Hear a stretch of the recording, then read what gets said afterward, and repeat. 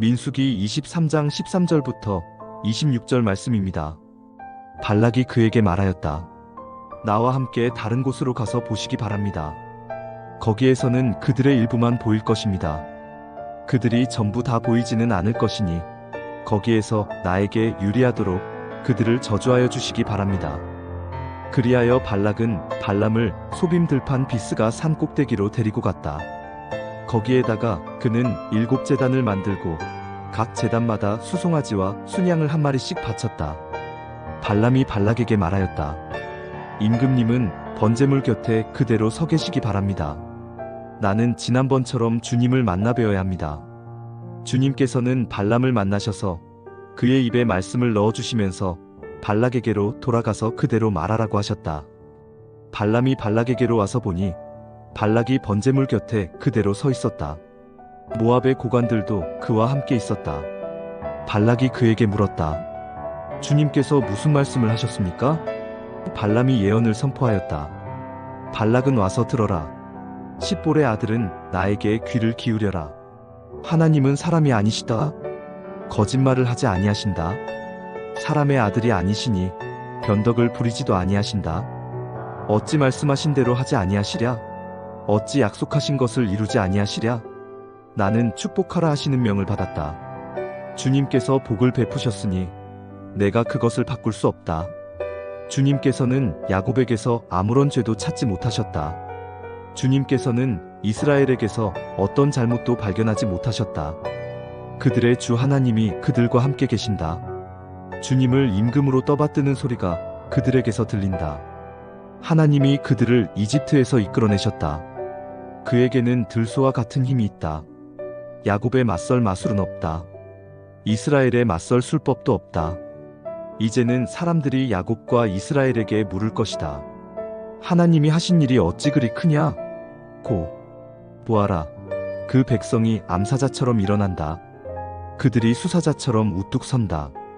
짐승을 잡아먹지 아니하고는 짐승을 찔러 그 피를 마시지 아니하고는 눕지 아니할 것이다.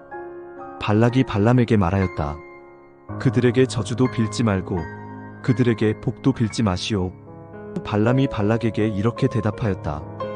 무엇이든 주님께서 내게 말씀하신 것만을 말하겠다고 내가 말씀드리지 않았습니까? 네, 샬롬 오늘도 말씀 앞에 나오신 여러분들을 축복합니다. 여러분들은 하나님의 신실하심을 믿으시나요? 우리는 때로 하나님의 신실하심을 알지만 또 그것을 의심할 때가 있습니다. 그러나 그분은 언제나 우리를 위하여 일하고 계신 분이십니다. 다만 우리가 그것을 느끼지 못할 뿐이죠.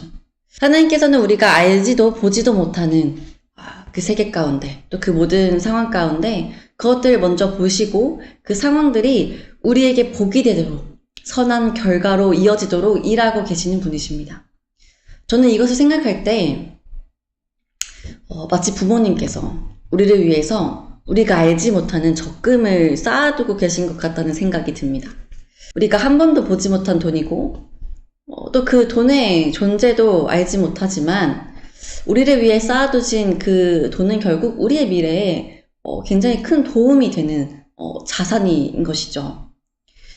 하나님의 은혜도 때로 이와 같지 않은가 생각합니다. 오늘 본문에서도 이러한 하나님의 은혜가 잘 드러나 있는데 오늘 본문을 통해서 서두에 나눈 이 내용들이 어떠한 의미인지 다시 한번 우리가 살펴봅시다. 오늘 함께 볼 말씀도 발락과 발람의 이야기입니다. 지난 시간 발락의 극진한 대우를 받은 발람이 발락의 요구에도 불구하고 이스라엘을 저주하기는커녕 하나님의 축복을 빌어주었죠. 이는 하나님이 발람에게 복을 말하도록 강권적으로 붙드셨기 때문입니다. 하나님께서 말하는 것만 말하도록 발람의 입술을 붙드신 것이죠. 근데 발람이 이렇게 행하는 것이 결코 쉬운 일은 아니었을 겁니다. 왕에게 이미 많은 재물을 받았고 또 극진한 대우와 환대를 받고 그 왕이 원하는 저주가 아니라 축복을 빌었으니 이 발람의 마음도 얼마나 편치 않았겠습니까? 이러한 발람의 모습을 보고 애가 탄 것은 모압 왕이었습니다. 저주를 하라고 불렀더니 이스라엘을 위해 축복을 빌고 있는 거예요. 안 부른 것만 못한 것이죠. 애가 탄 모압 왕이 이렇게 이야기합니다. 13절 발락이 말하되 나와 함께 그들을 달리 볼 곳으로 가자.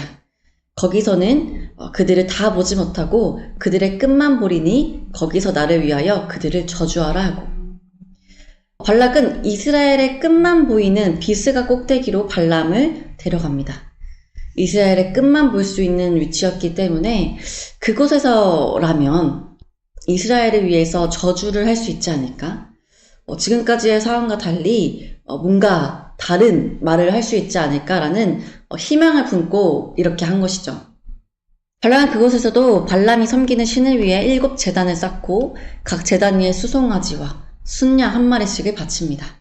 이러한 모습을 볼 때 발락이 얼마나 이스라엘을 저주하고 싶은지, 이스라엘을 얼마나 망하게 하고 싶은지에 대한 어떤 절박한 마음이 보입니다. 한 번도 아니고 저주하기 위해 이처럼 또다시 7 제단과 번제물을 계속 드리고 있으니 말입니다. 참으로 번거롭고 또 많은 재물이 요해지는에도 불구하고 모압 왕은 기꺼이 이런 일들을 행하죠. 발람은 발락이 차려놓은 제단을 보고 하나님께 다시 나아가 묻습니다. 그리고 모압 왕에게 이렇게 말합니다. 20절. 내가 축복할 것을 받았으니 그가 주신 복을 내가 돌이키지 않으리라. 모압 왕이 기대했던 것과는 달리 다시 축복을 선포할 것이라고 말하고 있는 것입니다. 그 후에 21절부터 24절까지 이스라엘을 축복하기 시작합니다. 22절부터 보면 하나님이 함께 하시니 그의 힘이 들소와 같도다. 야곱을 해야 할 젊술이 없고 이스라엘을 해야 할 복술도 없도다. 이 백성이 암사자와 같이 일어나고 숫사자 같이 일어나서 움킨 것을 먹으며 죽인 피를 마시기 전에는 눕지 아니하리로다. 하나님이 함께 하시는 이스라엘 백성들이 얼마나 강한지, 하나님이 함께 하시는 그들에게는 어떠한 대적도 무력하게 됨을 선포하고 있습니다. 첫 번째 저주 때 축복을 비는 것을 보고도 포기하지 않았던 발락이 두 번째에도 이스라엘을 축복하는 것을 보고 이렇게 말합니다. 25절. 그들을 저주하지도 말고 축복하지도 말라. 발람에게 그냥 가만히 있으라는 겁니다. 차라리 축복을 빌지 않도록 가만히 두는 편이 낫다는 것이죠. 이에 발람이 이렇게 말합니다. 26절. 내가 당신에게 말하여 이르기를 여호와께서 말씀하신 것은 내가 그대로 하지 않을 수 없다 하지 아니하더냐.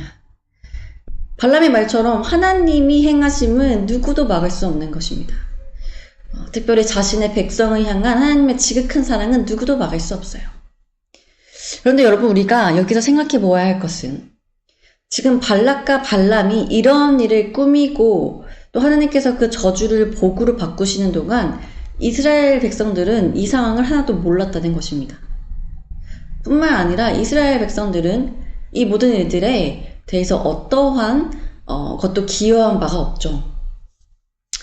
모압 땅에서 자신들을 향해 이러한 계략이 일어나고 있을 때, 이런 악한 일들이 일어나고 있을 때 이스라엘 백성들은 전혀 걱정 없이 지냈을 것입니다.